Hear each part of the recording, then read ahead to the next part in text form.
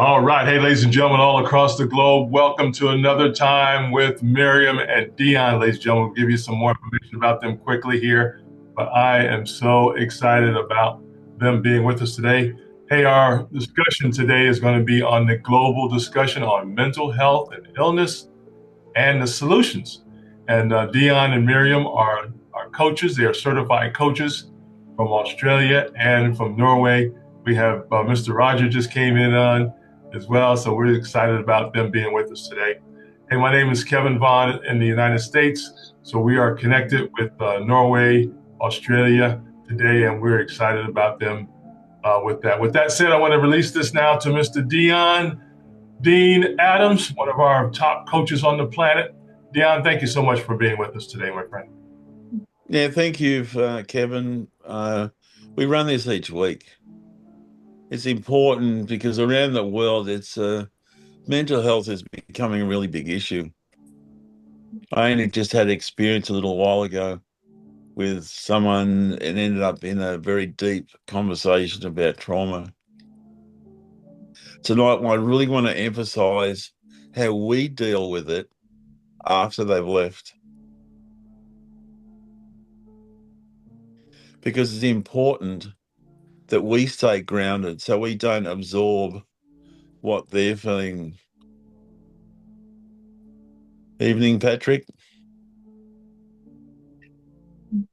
Because we deal with this day to day. Because a majority of my clients, especially in the last few months, the traumas that I'm hearing, whether it's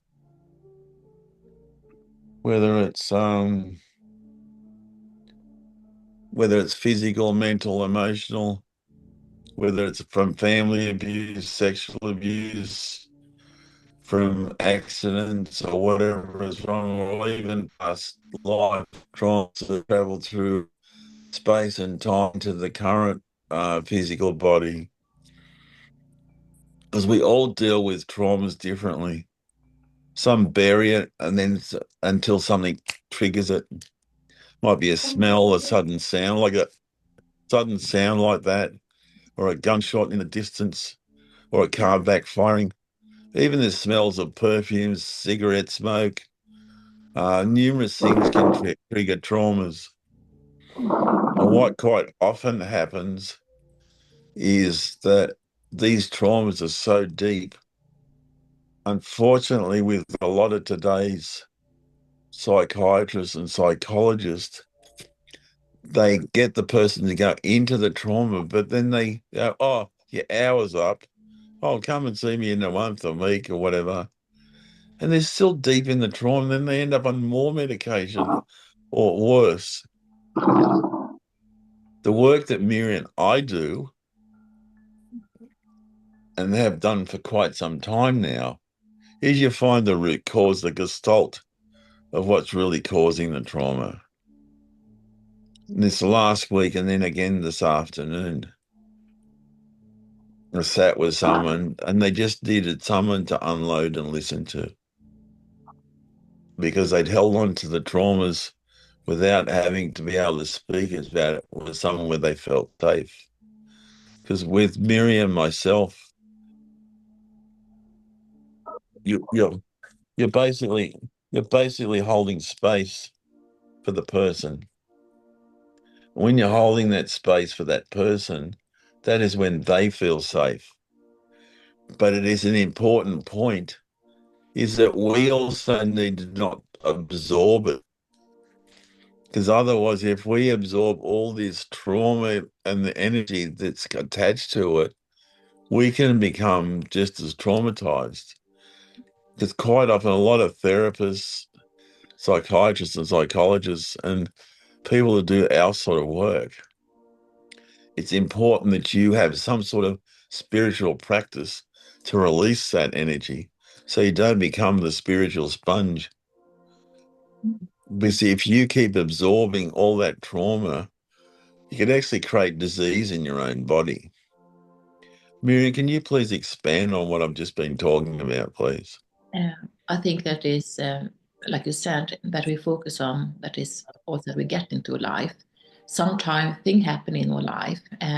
They all have bad things in life.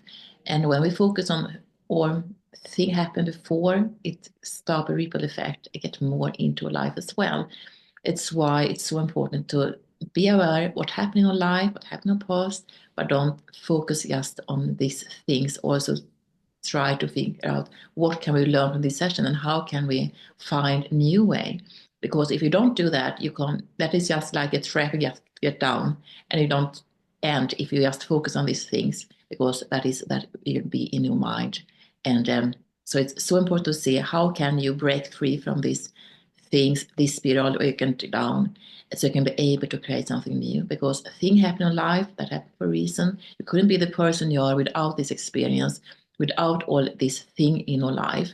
So to see what can we learn from it and how can we benefit that for the future and how can we create new way of thinking and how can we learn from this past experience in our life because you can't have the strength you have within yourself without that and we have never more than we can take either. So it's important to see how can we learn from our past experience and how can we go forward for it so it don't limit us because things happen in our life and it's important to see what the lesson inside but also like you said Deon, it's important to see the reason why we act the way we do and the reason why we are the person we are. So it's important to have both things but never do this thing by yourself. Always have someone with you can guide you and help you to overcome this situation in your life. I'd just like to introduce Mr. Roger Sapsford, longtime friend. We met one another with Miriam as well, quite some time ago. We've remained friends all these years. Roger, can you please relay your experiences and how you've coped with mental health issues? Whatever you'd like to bring to the table tonight, please. Well, I never thought I had any, and yet two things emerge for me, and that is something I had done all my life. Really, was procrastinate. I thought that was quite a normal thing. If you rather do something than something else, you would choose the something that you wanted to do. But actually, it is a form of mental, it's focusing your attention on your mental state rather than just doing what's in front of you. And there are various kinds. I've got a little list here of the different types of procrastination. It's not laziness that we think it is. It's an emotion regulation problem, and so many of us do that we overlook it. And I think we overlook an awful lot of things that actually can be described as mental illnesses, purely because it doesn't seem that important. And I think it's worth bearing in mind that, according to the Course in Miracles, there are only two emotions. That's love and fear. And fear doesn't really exist, but we experience it more and more with the pressure that we get from the media. The news that's reported is always destabilizing news, and it's important to be able to see through that. I write poetry and try to put a lot of these things into words. And last night I did an open mic and I spoke my truth. And after I'd done that, I felt whole. And I think one of the main problems at this time is that firstly, we don't explore truth. What is our truth? And important things aren't taught at school. What's taught at school is the ability to fit into what life considers important and what will bring us financial rewards without actually discovering what our values are and what our truths are. And after I'd done a few poems, I could see they'd reach people, and I felt who I am rather than the kind of default position of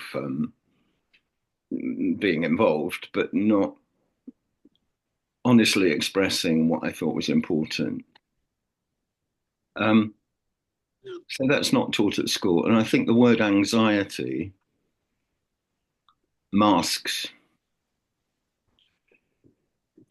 something more important that we can do something about. I mean, anxiety, what does it mean? We know what fear means, and we might relate that to being attacked or our lives being at threat. But anxiety is altogether an amorphous kind of word that is hard to describe. So I think we ought to go back. Either you're expressing love in your life and you're experiencing love, or you're experiencing fear. And once we define it as such, I think we can do more about it. And so one more thing, I think we ought to be taught at school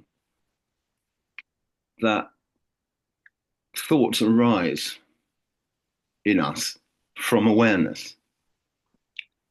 And it's up to us to be able to latch onto those thoughts if we think they're important, or to let them go if we don't think they're important. And that's such an important thing. We have a thought and we think it's true and we must act on it. But quite often, anxiety that we feel is because we're reacting to something that we don't have to. We could let it go. If we knew the mechanics of letting thoughts go that we don't want to be a part of, we could do more about anxiety. So if that makes any sense, that's where I'm coming from about it. What was happening with the person I spoke of today and 4 other clients in the last week was that word anxiety. Because anxiety is a fear of something that hasn't even happened yet. Because we get so attached to outcomes and to things that we believe are going to happen, but they may never. We have a fear of things that it's an illusion. Yeah, it's all an but illusion. Because we're brought up to believe that we're separate. We're not. We're just one consciousness. But we're brought up with this separation. We're not separate at all. That's where, because we have a personal field. Around that, we have our family field. We're connected to our families. And around that, we have the superconscious field. And around that is a quantum field. In that superconscious field and the quantum field, we're connected every time. And when we become quantumly entangled with friends, family, special people in our lives, like with Miriam and Roger, I've been close friends with them for quite some time. I always know when there's something wrong with either of you, because you know that because I'll contact you if there's something wrong. Instantly, I know straight away if there's something wrong with either of you, and I'll reach out to make sure you're okay. Same with my children, intimate partners, or people that are significant that come into your life. What Roger was just talking about was significant. Because we're sometimes serial procrastinators. I know I've been in the past. Miriam, would you have you suffered from procrastination? Actually, this is a question for all of us. Patrick, Kevin, Miriam. We'll start with Kevin, please. Kevin, can you say that at some point in your life, have you been like a serial procrastinator? Absolutely. Yep. Trying to call it multitasking, right? Just putting everything off. So what was the main aspect of you wanting to procrastinate at that time? As I look back on that, Deon and everyone is probably trying to to get things done, trying to get things done where other people's wouldn't do it. I say I can do that. So I actually do other people's work or maybe within the family, get things done that part of the family should be doing. So it's just a matter of taking charge. In my own mind, I'm saying I'm taking charge of this and I will get it So done. so what aspect of procrastination came into play there?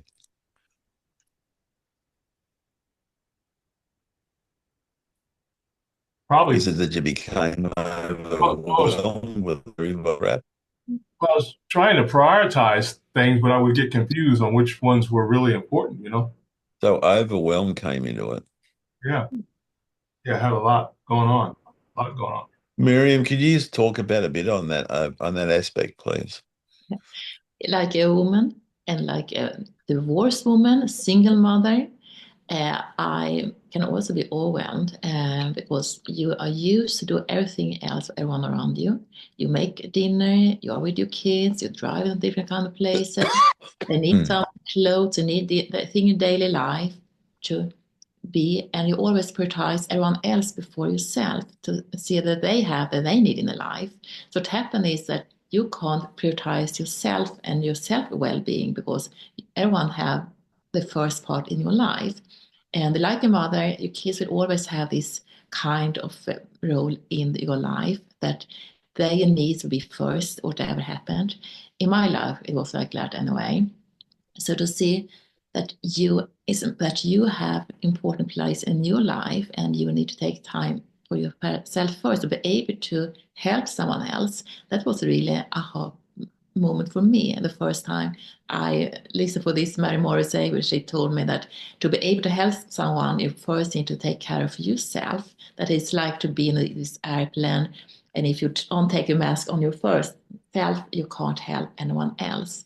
It's so important to take time in the daily life to see who we are and create moment that you can find back to yourself in the peace. But because if we don't do that, we get overwhelmed and you get frustrated and we get angry and we get more frustrated, and then you have a lot of bad habits or a lot of bad emotion instead to create the peace you want to bring to them around you or the love you want to give all them around you. So it's really important to see, take time for yourself. What do you want? How can you become the best version of yourself? How can you create moment in your daily life so you can find who you are and find back to a moment that can help you to love yourself and to bring the best outcome from your life? Patrick, have you suffered from procrastination at points in your own life? Yeah, it has ever happened. But see, normally for me, what inspires or what drives me out of it, it's normally when such moments I tend to sit down and think about myself, uh, like self-actualization. You appreciate that this is this and have to move on. So in life, when you don't appreciate the times you're in, the time, and the way how to move on and how to move without thinking about any external concept coming into, then it affects you. And then in the long run, you find yourself having some kind of issues coming with. But normally, when that time comes, for me, I try to believe in myself, to appreciate this is what I have to move on with and take that direction which I believe in and afford myself and appreciate it and I believe it is the way to succeed. Roger, what has that brought up for you in this discussion from the last few people? From Kevin's statements, Miriam's, Patrick's, and myself. What's that brought up for you? I think it is important to look after yourself, primarily so you can look after others, as Miriam pointed out.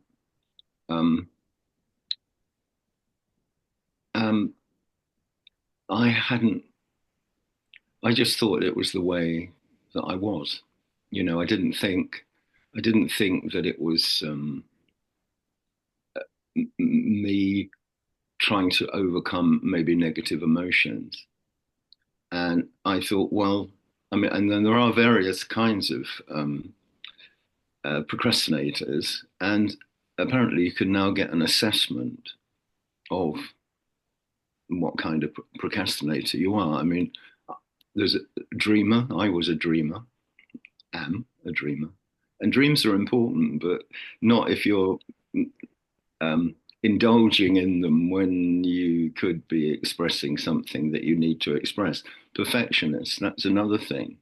You know, I thought it was good to be a perfectionist because the better you do something,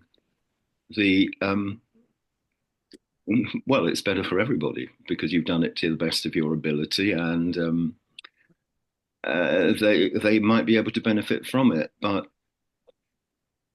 we're not perfect, and we can never really achieve the absolute perfection that, as perfectionists, we demand of ourselves. So that is a spiral in a way, which could and should be avoided. And another category is overdoer. You know, it's already been mentioned.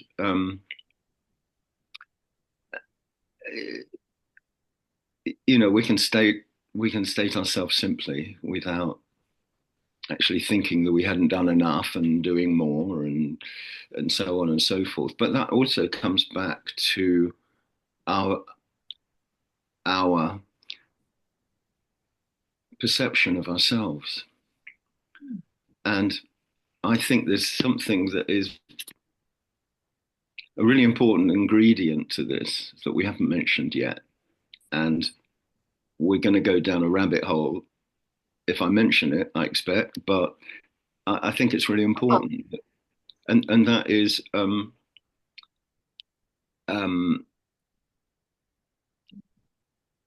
negative unconscious beliefs. And we accumulate those during a pre-verbal stage in our life. We're not aware of it. It remains unconscious. We're guided by our unconscious because it is massively bigger than our self-consciousness. And, you know, we believe because as little beings that had come into a world of oneness, only to find that we had to be individuated, we had to appear as separate, and people thought up a name for us. People had ideas about what we should and shouldn't do as little babies. And if we weren't nurtured by our mother or accepted by our father, there's a good chance that we're adrift. And we keep those as our fault, our responsibility, and make conclusions, excuse me, make conclusions about that, like, I'm not good enough, I don't deserve, I'm not worthy, I don't belong. And personally, I've been driven by this. The ego feels bound. It's an ego orientating device. And I spent most of my life proving that I was good enough or I belonged or whatever. Complete waste of time. but we hold it as a personal responsibility to do that. So I think this education, it comes back down again to education. I think we should be taught about these things. I think we should know what is our responsibility and what we can do something about and what isn't. But it's kept hidden because it's in our unconscious mind. Because on that point that Roger just brought up then, you see this egoic agenda that happens in the unconscious, where these invisible instructions we keep giving ourselves, which is a point. Like the Miriam and Roger and I have done a modality that talks about that structure. Because what is a structure? It's two or more points working together. And quite often, if the unconscious mind has survived something, evening, Rachel, or good morning, Hello. good afternoon, or whatever it is. Hello, nice to be here. Nice to meet Thank you you all. for Hi, coming. Roger. Hiya. We'll just talk about this bit and then we'll introduce you. But it's important to note that your unconscious mind is trainable. But because it's trainable, it needs clear instruction. And with the practices and the things that we've learned in the time with that modality and others since, you can rewire the brain because it's those synaptic connections that can be, with new synaptic connections can be fired and wired together.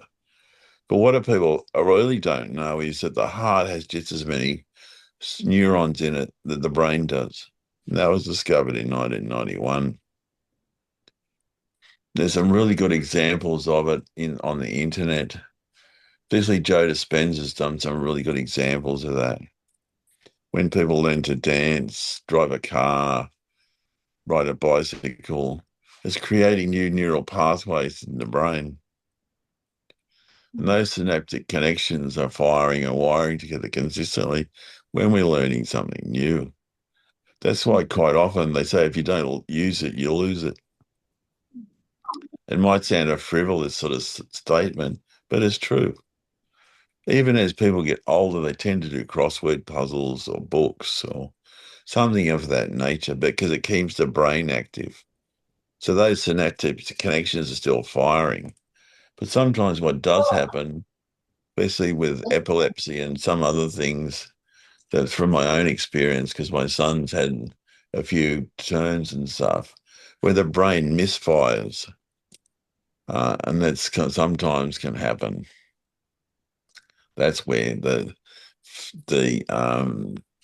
traumas and the fits can happen, which is not an easy thing to watch as a parent. But it's important to note that the brain is trainable. We use a very small portion of it. Like one of my clients in particular, and Miriam's got clients similar. He has half his brain missing. But the thing is, it grows back to a certain extent. But now that person's gone from being like a vegetable. Now that person's working, they're in a relationship, they own a home, they're driving, and they go, well, half the brain, how is that possible? Because we use such a small percentage of that brain. Sometimes we see people that seem bright until they get close. So that's beside the point.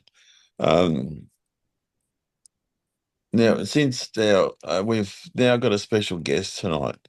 Rachel, you're a practitioner. Yes, I'm a Can you please? psychotherapist, so clinical Oh, is that how you met psychotherapist. Roger? Pardon? Is that how you met Roger? No, it was No, great. I met Roger dog walking on the beach. Oh, okay. So he Yeah. wasn't a client. So Okay. So what do you, can you explain what exactly that you do, please? Okay, I've been working, my initial training was as a couple and family therapist. So I'm Right. from New Zealand, and I had gone to actually America in the early 80s. I'm 66 now, and we're going back 40 odd years. Oh, that's a good year. And when family therapy and systemic therapy was very new and quite Yeah. exciting. And so I did my master's degree there and then went back to New Zealand after about 2.5 years and worked in a child psychiatric unit there in Auckland as a child and family therapist. And that was really tough. That was a tough environment. And uh, it was rather funny because I'd applied for that job from America. When I got back, I found out no one else had applied because most people in New Zealand knew that that was a very difficult environment. So, but it turned out to be a very, very steep learning curve in terms of the world of psychiatry and the uh, chronic and intergenerational problems that a lot of people suffer with that are very much linked into, disadvantaged circumstances. And so the solutions were less about, therapeutic issues as often the need for more practical environmental supports. From But I your perspective, subsequently, pardon? from your perspective, we were just talking about procrastination.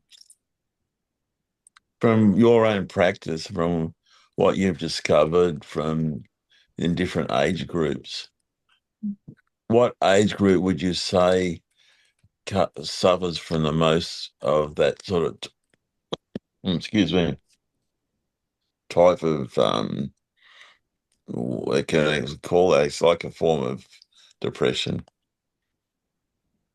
When you don't want to do something, you're always continually putting off because you're uncomfortable doing it, or you become overwhelmed. Would you say there's a specific age group that suffers with that more so than ever, or is it just related to their circumstances? Excuse me. I'm not sure. I mean, that's something really interesting to think about. I mean, uh, over 40 years of my clinical work, my first sort of thoughts are that it's spans the lifespan, that people can be struggling with that at any point in life. But I must say, and I don't know, I'm really interested to hear what other people think, that I have a 30-year-old and a 33-year-old. My daughter's 30, just turned 31. My son is 33. And their peer group, I've watched them particularly through the 20s, and it does seem to me that age group of that generation is struggling with how to find their traction, how to get a kind of foot in the door with something more than I remember in my 20s. So would And you then say that relates to them hesitating and then procrastinating about making it yeah, a step in any direction? yeah, and that there's so much more social anxiety, generalized anxiety about fitting in and belonging, the impact of social media. Um, yeah, I found that and also the fear of not being good enough, that there's something about that old bugbear that really seems to be ramping up alongside of social media. But I also would love to know a bit more about your group, to know who I'm talking to, and Kevin Okay, and we'll Patrick and introduce Miriam. you. Yeah. Um, a long-time friend of Roger's. I'm from Australia. I'm in Queensland, Australia. My parents actually came from Wellington. Ah, Kevin is in the United States. It was a seed of idea that was taken from Kevin, then it went to Miriam, and then to me, and then we've sort of grown it from here. We do this every Thursday night to give some sort of tips and techniques or experiences from our own lives about mental health and how to deal with it, because it's not supported anywhere near enough as it should be. mm, Countries talk about it, but they don't do a damn thing about it. We have things here like Beyond Blue and Sane.org. Without being horrible, they're a lot of crap. Yeah, They're I've lived in in name only. I lived for 30 years in Sydney, up in the Blue Mountains. And that's where I've done my psychotherapy training and moved more into working with the unconscious and built my private Yeah. practice. So my specialty's been over the years in eating disorders and working through with people complex childhood trauma that then often, does develop for women particularly into eating disorders. And I agree. I do think Australia's decades behind America and Europe and England in terms of responses to mental health. What would And you very, say is very lacking the most, Rachel?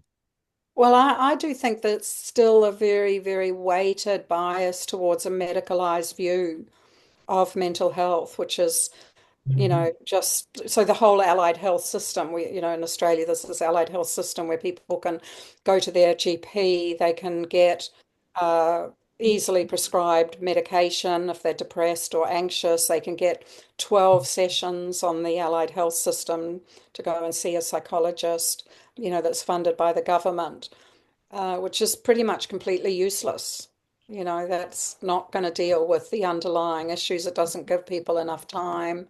They might build a sense of trust with the psychologist for 12 sessions and then that's it, you're done. Or you can cycle round for another, 12 sessions. But that whole notion of as if 12 sessions can even in any way be helpful reflects such a misunderstanding and a devaluation of the reality of the unconscious.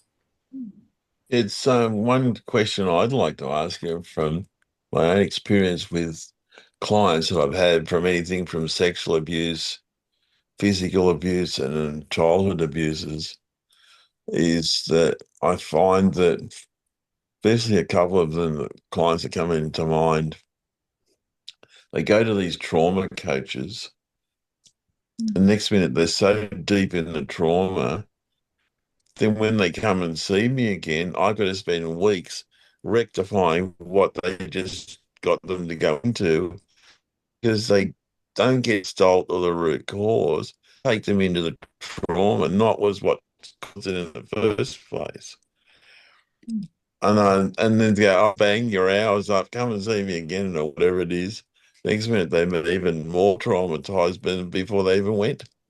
Then I've got to spend, or Miriam's the same.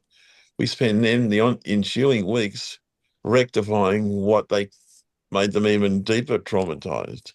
So, what's your take on that? I agree. I think it's still such a terribly unregulated profession in Australia, particularly. I don't know about England and America, but in Australia, anyone pretty much could do a weekend training and, hang up the shingle and say, I'm a trauma coach or I'm a counselor. I'm a member of PACFA, which is our umbrella organisation for counsellors and psychotherapists in Australia, and I know they're doing a lot to try to get more standards and more regulation, but it's still it's open field really. Because these are clients from the United States, Rachel. And one Coming, client in particular, she was even afraid to touch the front door, let alone go out of it. mm, I had her to the point where she was going out, opening the door. Then she was going out. She started to do some little sort of jobs and getting.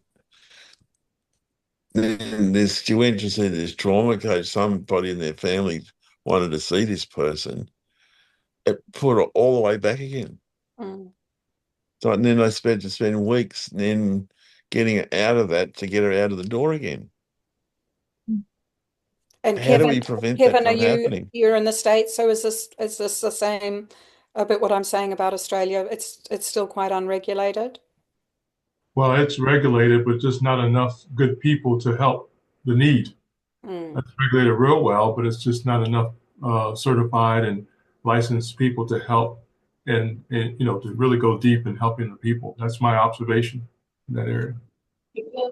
Um, can we just go through and introduce each other Great. Kevin, please introduce yourself to Rachel and tell her what you do.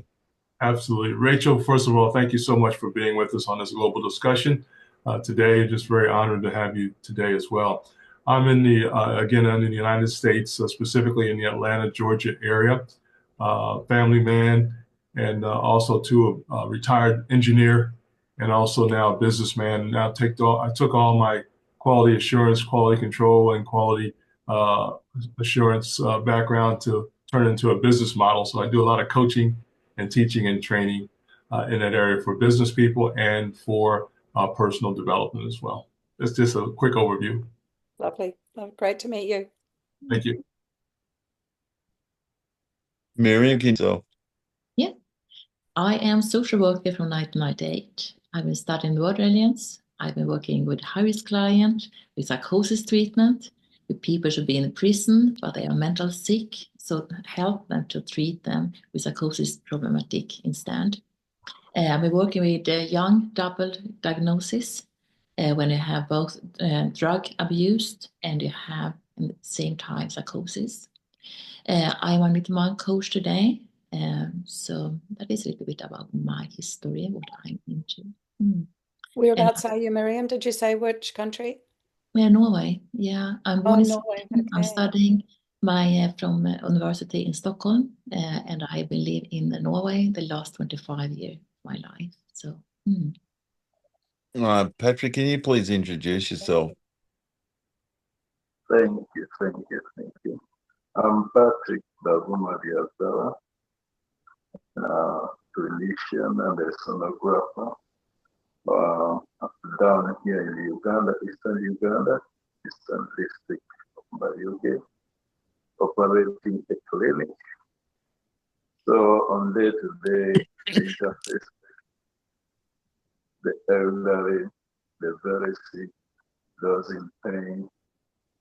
So on daily basis, we are dealing with things to do with mental and pain, the depressed, things like Patrick, that. I'm sorry, I'm having trouble understanding. Can you say again just that last bit? For some reason tonight, Patrick has become very muffled. Hello? Can you hear me? That's been Yeah, clear. unfortunately, you're coming through very muffled. Yes. Can you hear me now? Patrick. It's a little bit better. Yes. I'm Patrick. I'm a clinician and a sonographer, operating a clinic in Eastern Uganda. On day-to-day, like I said, I'm interfacing patients of pain, the depressed, those of accident. So it is something you're talking about, which I see every day here. Yes. Yeah, I'm sorry. I wish I could hear a bit more clearly. I'm still just struggling to hear. It is a bit hard to understand for some reason tonight. Just the sound is the sound's obviously a bit. Exactly. Yeah, low quality. Yeah. I'll now introduce myself. Deon, can you tell me about Patrick though? Because I do want to understand. I did pick up he's working in a clinic. He runs a clinic. Miriam, you know more about Patrick than I do. Yeah, he have a clinic in Uganda, and he's like a doctor. So I help people with things. In Uganda, they don't have the same hospital like we have. So this is a clinic where help people around with treatment and with medicine care, different issues all the time, and also both mental and also normal body things, So he's much more every single places with these people, the different kind of people, help them in this hospital so they stay over and they get treatment. And yeah. Thank you. Good to meet you, Patrick.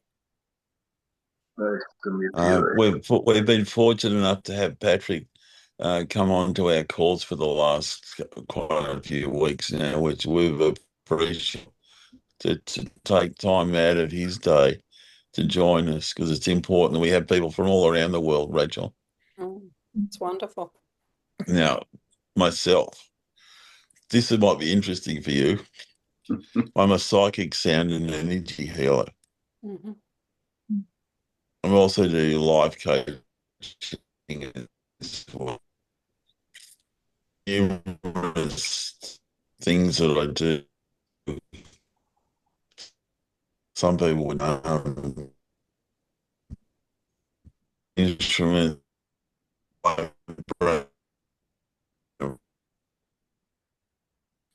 Deon, your to sound is buffering a bit. help to Your different audio's buffering a bit. Are you able to? Yeah. Yeah. You Just break kind of. up. Yeah, I just turned mid. Okay. I'm my phone's internet. I just else. It's close.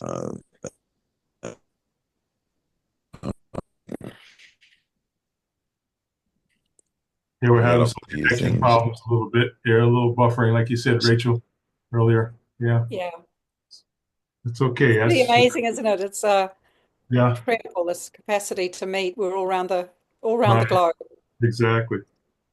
Yeah, doing a pretty good job. Matter of fact, while we're waiting for Deon to come back, Uh, okay, there he is. All right. Ladies and gentlemen, if you're just joining us, we're on a global discussion on mental health and illness and solutions with some of our certified and qualified professionals here on the network today. We're just excited. We do apologize for some of the buffering, but it's all good. We're going to keep it moving. Deon, back to you, my friend. I just turned my video off because that might help because I'm only running off the Oh, yeah. mobile internet. Yeah, that'll help a little bit. Okay. Rachel, I'm a psychic and I'm also do sound frequency and energy healing and I do life coaching as well. Right. Okay. I use Native American flutes, crystal bowls, spirit drums, and other energy healing practices. Mm-hmm. We connect a lot to the unconscious. I do a lot of past life regression. Sometimes it's handed down, passed down. Sometimes it's past life stuff. A lot of traumas. It's a matter of you go in and you go back to the root cause, what's causing it. Quite often people say, you ask too many questions. No, you have to keep asking the question until you get to the gestalt or the root cause. Yeah. Once you establish the root cause, then you can get them to drift back in their timeline before that occurred and get them to construct a new way of thinking about it or a new decision.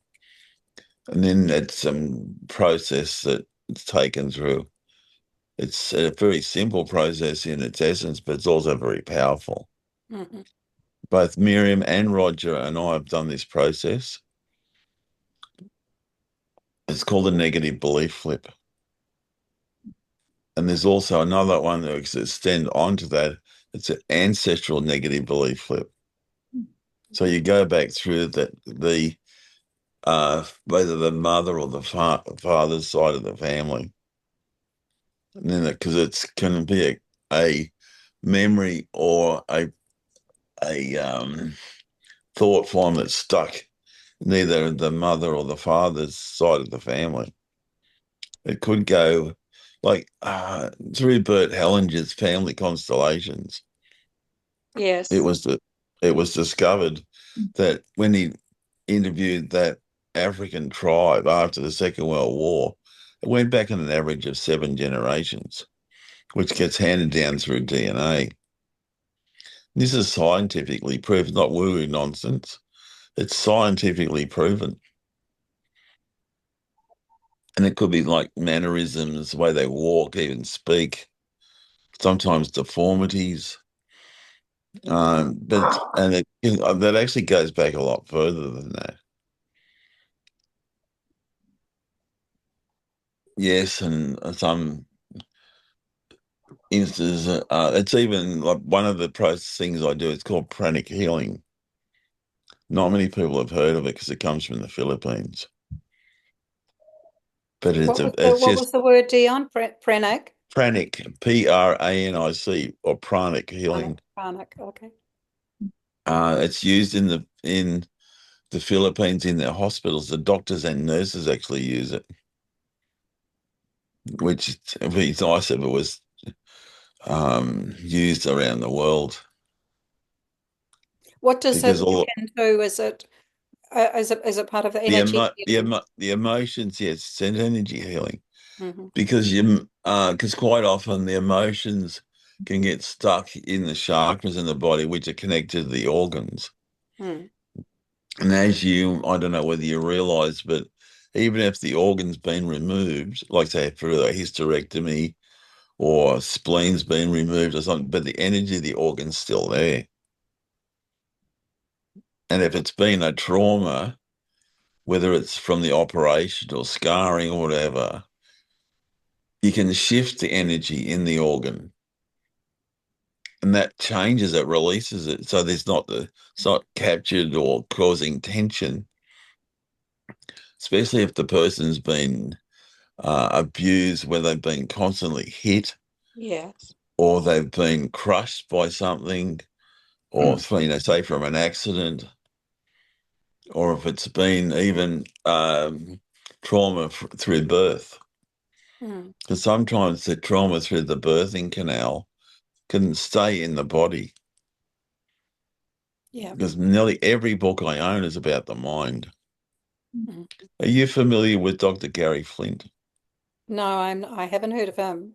I know Joe Dispenza's work, but I haven't. No, I'd suggest you read a book one of his book called The Theory and Treatment of Your Personality by Okay, Dr. Gary Flint. I'll just make a note. Say It's a that book. again, the theory It's and a theory and treatment of your okay, personality yeah. by Dr. Gary Flint. It's available on Kindle as well as a physical book. Okay. When he passed away, he then gifted all his work to Colette Stryker, who then developed the MAP method. And then other were connected, and other people have sort of brought a lot of these modalities together. But Gary Flint's work. Could you explain a bit about it, Dean? Because what Gary Flint's work, it based on the unconscious and the superconscious mind, and it deals a lot with what do you call it, addictions. You want to be addiction to sex, sugar, food. Some people are addicted to arguing for some strange reasons. No, they're not. Yeah, yes, Roger. But the whole process, the way he talks about it through the book, it has dedicated sections on addictions. But his work is just, I still refer to it. I read it 4 years ago, and I still refer to it every now and again. But I also do Egyptian dimensional healing, which works on the physical, mental, emotional, spiritual, and dimensional aspects.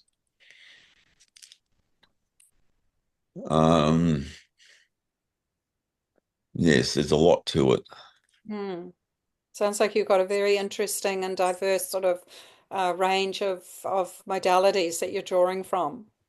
Yes, and fortunately, this might not be a concept you might understand, but possibly. I get a lot of downloads from spirit. The work I do is not from me, but through me. Because then the ego doesn't take over. Because quite often people that do the sort of work that I do, ego can take over. Like especially people like Tony Robbins and other people like that, where the ego is just blown out. Because what's ego edging got out? Yeah. Miriam, would you like to expand on that for Rachel, please? Just maybe more to see the reason why, if you want to help someone with your heart or with your mind, maybe the most easiest way to describe it, what's the main reason why you want to help someone? Do you say you get guided, or just open to help someone for free will, like a management instead, so someone who just want to earn profit based on the knowledge we have? Is that a good explanation? Well, it's open to so many interpretations, Rachel. Pranic healing is a very simple process, but very powerful. It's just moving energy, but sometimes, what perception do you have about the chakras in the body? Look, I studied the Tibetan Buddhism for about 15 years. Okay, And so you do understand chakras in the body then. I do. In fact, my real work, well, I'm a clinical psychotherapist, but I really did integrate my Tibetan Buddhist studies into that work. So not that I don't actually, with my private clients, I might not be talking about chakras or Tibetan Buddhism, but it sits in my being. I guess it just influences, the influences has come through in terms of more particularly, I think, in my work, the notions of the truth of death, the certainty of death, the uncertainty of the timing of death, the reality of impermanence, that everything's changing, and that, I suppose ultimately quantum physics, that Well, that there's we're, also the quantum string theory yeah, and other yeah. aspects of the quantum field.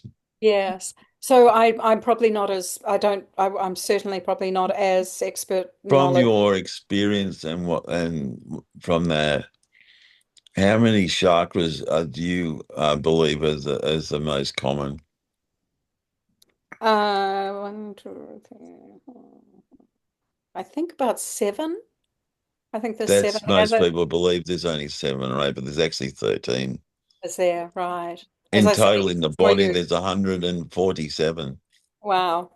Oh, well, because you have chakras front, back, sides. You have them in your fingers, your feet. They're everywhere. But the main one, most people, which is your the Kundalini or the power center down the middle of the body, there's 8 Mm, because there's ones below your feet and above your head. I see. But quite often, especially the throat chakra, you get stuck energy there if you're trouble speaking up, Yeah. or if you're frightened of speaking, you're being judged. Yes, that's If you actually, that was a really big issue for me in my 30s. I did a lot of work around my throat chakra, and in heart chakra, you might have been figured it wounded out. by love a lot, which is all happened to nearly all of us. And then we sort of put like a shell around the heart so we don't want to get hurt again. Then the solar plexus is what you were talking about earlier about I'm not good enough, I'm not worthy. That's where that sort of self-sabotaging beliefs get stuck. Yes. Can I And then, can I do an unashamed promotion of a book I've just written and oh, of released? course you get. It's very timely. I'm very proud of this. This is my first book that I've written and released. Mm. It's not, this isn't a passionate topic of mine. The book is called End Imposter Syndrome, but it is a niche that I think is always something that people are struggling with. It's on Oh, Amazon. You can buy it on Amazon if you'd is it like. available as a Kindle book, right, Yes, it is. Rachel? Yes, it Yes, you is. can. Yeah. Yeah. Have you But got a copy, Mr. Sapsford? Yes, I have on a Kindle. Yeah. Yeah, but it is related very much to what we've been talking about, that an effect of um, not feeling good enough or belonging or all of those things um, makes us feel like an imposter, whatever we do. And unless we're aware of that and either abolish it or just work with it. get to the root of it, get to the root of it and be able to Yeah, rework that. Because I think back, when I came into the meeting, I think Deon, you were talking about the plasticity of the brain, and the capacity. Yeah, the neurons firing either with Yes, creating yeah, new neural pathways. exactly. But I guess what I'm a really across my life, my personal life, and working with clients, I think unless we make room safely for the unconscious, nothing really changes. You No. can arrange the furniture in the conscious mind, but if you're not really creating an environment where you can access your unconscious, whether that's through energy healing work that you do, Deon, or in my case, I work more with a secure frame. In therapy, I do tend to do the longer term, slower working through of Right. with people for the complex trauma they come with. But that creation of a safe container that then the person's unconscious can register that there's enough holding, there's enough containment, so that the deeper layers of pain and suffering over time can be thought about and talked about and worked through. See, that word you just stated then, safe container, Mm. that is an important point because even though we do different things, we still have the same concept. Because sometimes it can take 12 months or more. I've got quite a few war vets as clients, and that guy with who's lost half his head, Mm. I worked with him for over a year, and then all of a sudden he just started to get better rapidly because you needed to build a rapport like you do, and Miriam and Roger with his own has had clients, and with Absolutely. Patrick with his own. Once you build that rapport, because the unconscious and the conscious minds, because it works in metaphor and story, the more you focus on those aspects, then that safe container that becomes built where they feel safe enough to actually open themselves up to releasing the traumas. Yes. Yes, exactly. I agree. And I mean, I do think that one of the difficulties I think we have, there's two things I think are really significant. One is a lot of people want the short-term fix, that rather than the deeper, longer work. And that sort of, almost addiction to the quick fix, to the dopamine hit, I think can sometimes mean that people who go to coaches who aren't well trained, people who don't understand the unconscious, but they will offer something that's a little bit tantalizing. It's a bit of a quick, there's a quick hit and then of feeling relief. And that can get then mistaken for this trust being built here. And That's why that word you said, safe container, yeah, really it's significant. Really, some it should be emphasized. Um, yes, I do a lot of energy healing work and things like that as well. But the life coaching part of it also comes into being, which Miriam focuses on a lot. Miriam, can you expand on that from what we've been talking about with Rachel, please? I think that is almost the same. Most important part is like that we are a safe container for people around us to help them to be the true self, find back to themselves. And sometimes you just need a short fix, like cognitive therapy, and some people need a long time. But the most important part is to be together on this path together with them to show that we have intention behind to be and listen, actively listen to them, find solution, be together with them. So quite similar. So I believe the most important part is if you work like you do or like me or Deon or Roger, is just to be there for them and listen to them. How can we be together in this journey? No one can do this by themselves, or they can, but it's quite hard because we are limited to our old belief or old habits. So you need to have someone who can help us to break free, to be the best version of ourselves and find new solutions. So to be this safe place for them. yes, I agree. And I do agree around, I think it's very hard to do the work by yourself because our ego is so tricky. Yeah. The ego is so tricky and the intergenerational patterns or traumas coming down through family lines are very difficult to understand all by yourself, and then you've got the ego, you've got your sort of, child time versions of reality. So it becomes a labyrinth of pretty confusing things to wade through. And I think having a good therapist, a good coach or energy healer, whoever, somebody who's walked the walk, basically, done enough, suffered enough, been knocked around by life enough to be humble and but ethical and knowledgeable, to walk. As you would be in your own practice, where what's said in the session stays in the session. I'm horrified sometimes when I've come across other healers and they're talking about their clients infinite details, and I'll pull them up straight away. And that's not ethical. Not ethical. No. Actually, an actual point where we're talking about in the beginning, this last 2 weeks, I've had a lot of clients who've had really heavy traumas. And someone said to me recently, how do you deal with all that without absorbing it? How do you deal with things like that without absorbing it from your own clients, from your perspective? Oh, sorry, I'm just distracted. My dog's trying to come up on the couch. Sit down. Sit down. Good boy.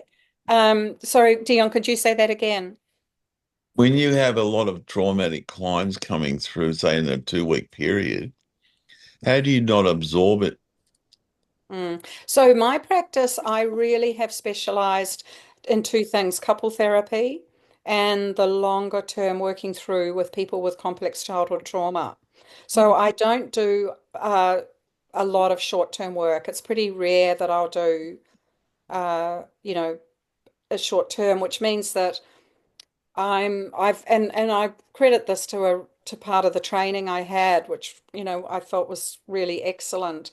I have always had quite a small private practice. I've been a single mum, and so I was able to run my practice when my children were young in school hours. And I would regularly take school holidays. I took all the school holidays off. And so my priority was to make sure I was in good shape, that I stayed mentally really well, that I could manage because the clients that were coming in had such complex trauma. I'm talking about incest, I'm talking about domestic violence in childhood, parents with alcohol abuse and mental health issues. So I think mainly my way of dealing with that was to be very conscious around how many people I would never see more than 4 people a day. So And what aspect of the trauma, are you empathic at all, Rachel? empathic, Mm. yeah. So what's stopping you from absorbing the energy coming from the clients then? Because when you quantumly entangle with someone Yes. and you're taking through your own practice, what's stopping your unconscious and conscious mind from attaching to the trauma coming from the client? Yeah, I love that. I think that's been a really big learning journey and continues to be. I mean, I have supervision every fortnight. So I have a incredible clinical supervisor in Sydney, Australia, that I have a session with every 2 weeks. And honestly, I don't think I could have done the work without that. I've had different work environments with really supportive colleagues. That at times, because sometimes I worked with Relationships Australia for quite a while, did a lot of domestic violence work in their Taking Responsibility program. And so just, I guess, learning to debrief where necessary, make use of my clinical supervisor, and yeah, self-care, self-awareness, knowing when there are times where I'm awake in the middle of the night thinking about a particular client with a particular Right. I've got in a muddle with that client, or I feel like I want to get rid of them, so the counter transference is up and running. Right. or just terribly sad, you know, deeply Because you sad. don't want them to be codependent with you either. That's right. That's Because right. Miriam, what's your aspect? What do you take from what we've just been talking about, and how do you deal with not absorbing and becoming the sponge from the practices you do in your own life? Yeah. I'm completely agree with you, Rachel. I do the same. I believe maybe like a woman, we learn when we grow up to have good friends around us, to have someone to share our mind or what's the wind. I have my supervisor as well. I have people around me who help me. I have my me time who help me a lot to take time for myself. If that can be a nice walk outside, go to the lake, have my dogs, have my horses. I have things in my life who give me inspiration to see things from light as well. But most important part is I have someone to talk with when things get difficult, because that is like you said, we meet people with incest, we meet people who have been abused, we meet people, a lot of people who have really hard history. And we are also human, we are all people, and to be able to be the best version for ourselves, to be empathic, and to be this tool they need, we need to take care of ourselves, because we can't help them if we don't take care of ourselves. And to see that this is allowed. I remember one time in my life, I have a lady who was a multiple disorder, and she was come to my office crying, and she just wanted to have some drugs, medicament to get much more deep into these things. And every single day around my office, I have that it was from the police or the fire station. She tried to make suicide. There was a lot of things happening with this lady. At the same time, I also was pregnant at this time. I remember it so well because I normally have quite good defense for myself, but I couldn't be able to have this saying things, my fans for myself. So I have the same emotion at home like she showed me. And that learned me in this session how important it is to see why do I feel like I do right now. It's not the normal person I am, and to see the background behind, because we need to take care of ourselves to be able to be the best person for ourselves. Or then we need to learn how to treat ourselves well, how to have people who listen to us, how can we get support we need, and how can we have a system around us who can support us so we can be able to have the energy and show them the love we want to show them, and to be the best person for ourselves, because they need to be that. And they show us based on the person we are, have a lot of knowledge. We need to have that because we need to understand how things work, of course. But the most important part, that is the person we are. People come to us based on the person we are, based on our history. And to be able to be this person, we also need to care for ourselves. Patrick, in your own practice, how do you deal with all the traumas and things without absorbing it in your own practice? Normally, when I interface such situations, I always love to always think of solutions, not to be consumed by the problem. So it is another way of avoiding to be taken up by the problem. So I always think of a solution in such cases. And myself, I always have a friend who is a pastor. We normally talk to each other, and we try to discuss the day-to-day issues which we face. And we try to because for him is a pastor, he tries to guide me through the word of God and things like that. So that I see the world in a spiritual way, not to see it in a physical way. So in that kind of exercise, I try to avoid such instances to happen. And another thing which is also having some day off and try to meditate and think about what you've been going through, what you've dealt with, and also thinking much more are you dealing things the better way, or you're dealing with things because of the circumstances? You are influenced by the circumstances you go through. So such times help you to deal with such moments.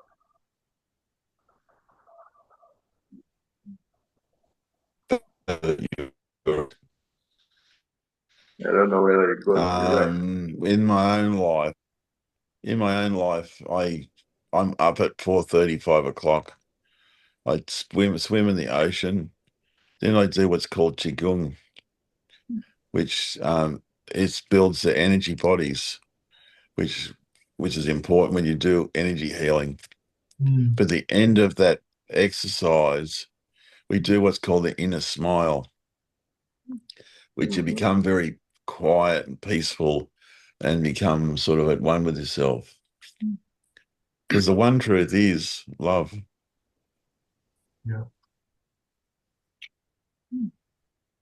Because that is the one truth. Yeah.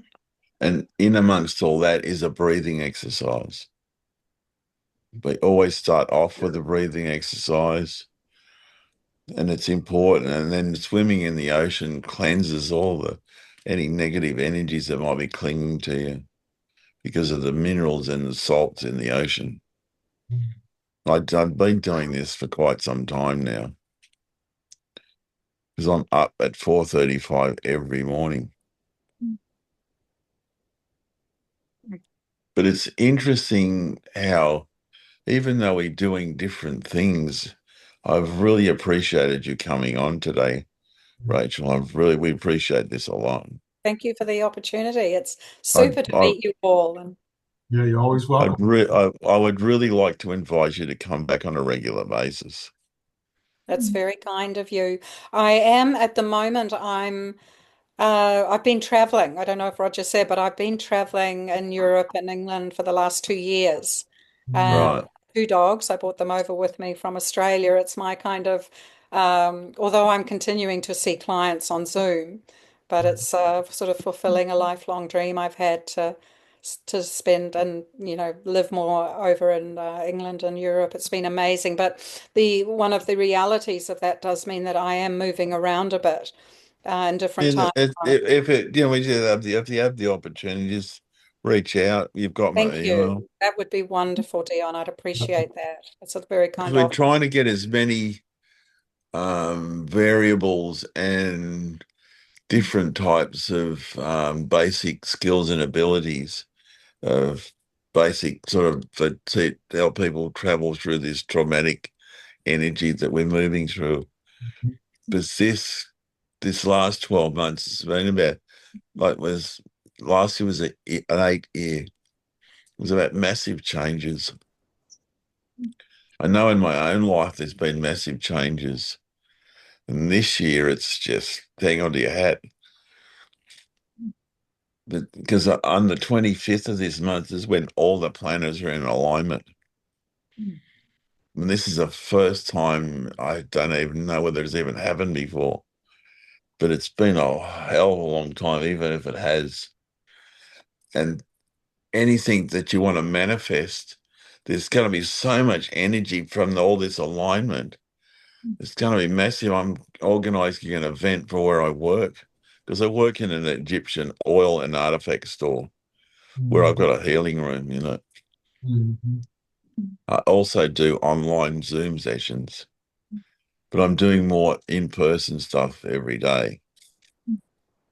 I use a lot of essential oils in the practice, because those oils, it's incredible how an essential oil can lift someone out of their mood, especially frankincense and myrrh and blue lotus oil and a few other ones.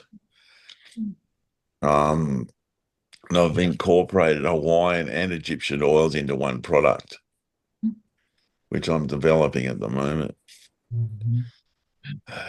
But even though we're also doing things slightly differently from more of an academic point of view, but you've also incorporated the spiritual in it as well. Yeah, But I mine's think more. that's, I mean, one of the things that really shifted, because I grew up in a fundamentalist Christian family, which was Right. just devastating, absolutely devastating. And so one of the things, both through my own recovery of my own mind and heart, but one of the things that really meant that for me, the fit between Tibetan Buddhism, for example, and the best of Western psychotherapy was when I read the Dalai Lama. He said that spiritual work is mental work. That spiritual work is about the mind, not just the rational mind, the whole Yeah. mind. And it just really helped to sort of shift from this idea of spirituality as somehow disembodied. That No. it's something that we aspire to, that has nothing to do with the emotions or the heart or the body. And that's been very core to my work, is that sense of integration. No, that's how it should Holding. be, right? It's refreshing to hear someone from in your field to Yeah. talk like this, Yeah. because quite often a lot of people I meet from the professional field, I'll call it, from like university trained, I don't really agree to, but Oh, well, I think there's too much siloing. The medical profession is in a silo, Yes. uh, where there's you still the say an asylum. a siloed asylum. Yeah, Yeah. exactly. Yeah, that can lead to asylum, that's for sure. Yeah, yeah. But it would be rather interesting for you if you went through one of my sessions, which would be rather interesting. Yeah. Maybe one night I can put you in a breakout room so you can experience what I do. Yeah, that'd be amazing. I'd be very open to that. I'm very open-minded. I did I mean I'm boggles my mind what Joe Dispenza has personally been through, and what he offers. Um, I did a lot of rebirthing in my 30s. I've sort of gone out on various limbs, but I just feel open-minded, and it's a bit of a mystery, this whole world that we live in and the universe, and an amazing, Well, amazing journey of life and living and learning. as we all know, the mind is infinitely more powerful than what we realize, whether it's procrastination, whether it's self-sabotage. And because the mind is so infinitely powerful, you can heal with the mind, like Joe did when he busted his back from when he was cycling accident. Yeah. And other people, like I've healed a hernia. I also got the vision back on my left eye after being blind for 20 years. Wow. Losing 85 kilos, Wow. coming off all medication. We've all used our mind. Miriam has in her own journey. Roger's a work in progress. We're all a work in progress. We all are, that's right. That's right. We're all peeling off another layer of the onion, as they say. Yeah. Yeah. Like, Miriam, from your own journey, can you give us a basic sort of overview in the things you've had to let go of as you peel each layer off of your own onion? I believe for me, the most important part to be able to be the person I am today, that was to start to love myself again, to see who I am and that I was good enough, because I have so much. I want to be perfect in everything. I want to be happy, done it well in what arena. And when I get insured, I really need to learn to love myself and accept myself and find back myself, that I was worthy, I was good enough, and I was worthy to love both myself and also around me.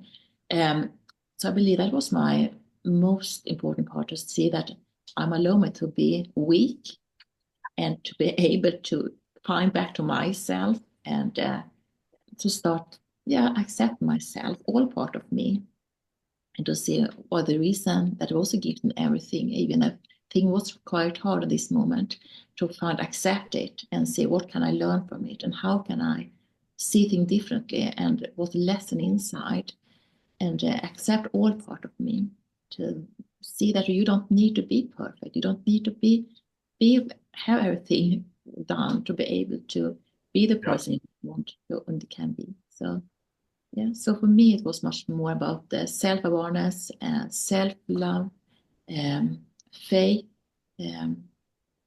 trust for myself, believe in myself, to take time for myself, to be present in the moment, encourage myself all the time, take small steps. You don't need to do everything at the same time. I'm a person who don't want to have everything done at first. I don't want to take time. I want to have speed in my life, but to be able to be in the present moment, stop up and take a step at a time and see everything like a process to become the person I am today. And today I can see that I couldn't be the person I am today without my experience. So that there is always a reason and it's always a lesson in everything in life. It helps us to become the person we are. And we can't be the person, have the strength we have without this experience in our life. Amen. I love it. You know, Deon, I was just thinking as Miriam was talking there, just for me, one of the things that helps me, I'm non-clinical, so I have to say that to everybody. I'm a non-clinical person, so I had to have some other ways, but I have several coaches that basically helps me in the power of transformation. And I think we're all talking about being transformed to who I really am. But the way I handle that on a regular basis, ladies and gentlemen, and those listening out there on the planet there, is that I'm in hot pursuit of finding the real me. That's my goal each and every day. I'm in the hot pursuit of finding the real Kevin Vaughan.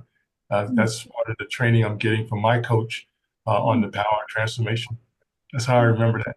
Thank you so much, Miriam, for reminding me that. We'll conclude tonight from this point. And Rachel, we do appreciate your time, your wisdom, and your candor. Thank you. Roger, thanks so much as usual. Because Roger and Miriam are longtime friends. We'll close off here tonight. Anybody that's suffering from any mental health issues, reach out to someone that can help you, even if it's a friend. If you're suffering from any sort of mental health issues, seek help. Don't try to do it on your own. Don't look through the bottom of a bottle like I did at one point. Because seeking solace in the bottom of a bottle isn't going to do anything to get you drunk. Roger? I was just wondering if I could finish off with a poem. Please, can you do your dog one? Pardon? Do your dog one. I like that one. Oh, okay. I was going to do one about thinking because I mentioned before that I think thoughts arise from our awareness. Yeah, I did that one. I better do that one. I think tonight I just like the dog one. You want the dog one? Yeah, go on. All right, let me find it. You can do both of them, Roger, if you want. Pardon? You can do both of them. You can do both. Okay. This one is a memo to self. All of my poems are memo to self. And it's about thinking. Yeah, love it. Because I think we ought to be trained in realizing that everything that comes up isn't necessarily an order from somewhere, and we can take it or leave it. You think your thoughts, well, maybe you do. Most of the time, though, your thoughts think you. Thoughts constantly running through your head, what he did, what she said. What does it matter? The past is dead. You think your thoughts are real. You must be dreaming. They're informed by the past, so have no meaning. You worry and worry such a lot. You know in your hurry that worry has got you. You even believe it's irresponsible not to. You worry you're out of step with the rest of humanity, although you've already judged what they do as insanity. Thoughts have their place, without a doubt, coming in handy for working things out. But I wonder, have you ever thought how, with a head full of thoughts, you could live in the now? Wow. And It's so good. Wonderful. Love that one, Roger. I like that one. Yeah, I really like that one. I realized I was reading the Course of Miracles last night that the ego doesn't recognize now. The ego is concerned with the past and wanting to carry it into the future, but doesn't recognize now. And yet now is the only time that is real. I'll finish up with the dogs one for Oh, beauty! I love that one. because we're not. I'm not the only one on this little forum that loves dogs and can see their place in humanity. Eckhart Tolle called them guardians of the soul. I think we don't deserve dogs. We act so superior with our inferior sense of smell, but you can tell. They just don't care. No airs or graces, get away with licking faces of beautiful women they've only just met. They give themselves so completely to a neatly dressed guy or a bum on the street. They don't have agendas, go on benders, or betray their best friends. They don't thirst for riches, call females bitches, or ever pretend. On the other hand, we don't chew people's shoes for a lark, take poos in the park and get others to pick them up, bark, lick our ass, eat grass till we throw up, roll in stuff that smells like bad eggs or hump legs, but I still think we don't deserve dogs. Oh, wonderful. I killed myself laughing when I heard Fantastic. that. That's Thank great. You got to send me that one, Roger. Is that posted somewhere? Where's that posted at? We need to I get that. actually put music behind that one, What's Rogers. that, Kevin? Yeah, I need to get a copy of them, both of them. I like to get a copy of both of those. That's great. Okay. I can send you a sound file or Yeah. whatever. Yeah, I actually created music behind Rogers' poem. I'll send you the dog one with Deon music behind it. Well, thank you for including me. I much appreciate the time. Roger, well, it was always meant to have you at some point. Because I don't know what Rachel, but Miriam and Roger and I have been friends for a long time. We've supported one another. We've helped with healings and get through things in life. Anybody that's listening to this, I just reinforce it again. Yeah. Reach out to you as people that you're in your own circle of friends, or if you don't have anyone, don't do it on your own. You can't do it on your own. I've been through times where it's difficult, and I've reached out for help. Don't be afraid to ask for help. Right. Amen. Amen. That's very important, Deon. You mentioned right there, ladies and gentlemen, if you're listening in other countries apart the world here, reach out. You need to reach out to your local hospitals, local clinical and certified people as well in those areas. And Deon, I want us to thank everybody. Miriam in Norway, Roger, thank you so much for joining us. You're always welcome back, of course, to be with us. Rachel, definitely, no doubt about that. You guys come back based on your schedule. And of course, Mr. Deon down in Australia as well. So we thank you so much. We're just excited about sharing this with everybody on the planet. You know, one thing I wanted to ask Deon is that how can people get in touch with you? I want to make sure that they can get in touch with Miriam. Ladies and gentlemen, go anchoroffreedom.com. Go to her website, learn more about her, and set up your confidential appointment if you need that. Anchoroffreedom.com is our website, anchoroffreedom.com for Miriam Wallin in Norway, ladies and gentlemen. Also, too, you can get in touch with Mr. Deon, conscioushealingarts.net, conscioushealingarts.net for more consultation and more information about Mr. Deon Dean Adams as well. We thank you so much. And Rachel, how can people get in touch with you? Because we want to make sure people can contact you for speaking engagements as well, whether it's virtual or live, but how can people get in touch with you as well? People could Google me at www.rachel, RACHEL, Glasgow, GLASGOW.com.au and see my website. Oh, fantastic. Roger, same for you, sir. How can folks get in touch with you? Sorry, isn't it Rachel.Glasgow? Oh, is it? It might well be. Well, either one's fine. Thank you, Roger. I haven't got much of an internet presence, but you can find me at roger.sapsford on Instagram. That's correct. Yeah, thank you so much, Roger. Just want to make sure people can contact you on Instagram as well. So we appreciate you so much. And guys, if you have, for those listening on the network, if you have any challenge getting in touch with any one of these wonderful people here, let me know. I'll make sure I forward your request to respectively to the individual. And please share it out on your social media networks, please. So we're going to get out the word out to more people suffering with mental health issues. Yes, sir. And ladies and gentlemen, if you have a puppy or a pet, give them a hug today.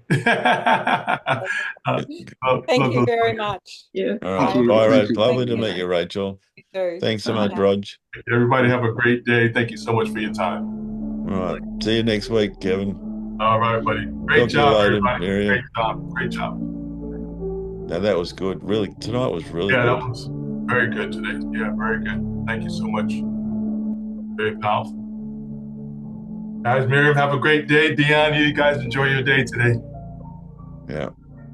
Great job. Kevin. All right, buddy. Take care.